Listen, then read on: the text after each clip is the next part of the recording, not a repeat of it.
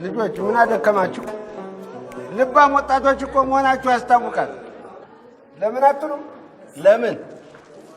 ለምን አትሉ? አልንኩ ባትሉም ልንገራችሁ ብለን የለም እንዴ? አልንኩ። እንግዲህ ጠጅ ተፈጣሪ የተሰጠ መጠጥ ነው። ለምን በሏ። ምን አልከኝ? ለምን ባትሉም ልንገራችሁ ብለን የለም አላሉ። እንግዲህ አረቄን አየህ እንደሆነ ከተቀበልክበትና መሬት ማስቀመጥ ተጀመርክ ጀምሮ መቀበሪያን እንዳየ ነው። አየህ ጠላ የሆነ እንደሆነ ደግሞ እንዲህ ፊት ለፊት ተቀምጠህ ነው የምትጠጣው፣ ተፋጠህ ነው የምትጠጣው። በመሃልም አለበት ተሰው ጋር ያጣላል።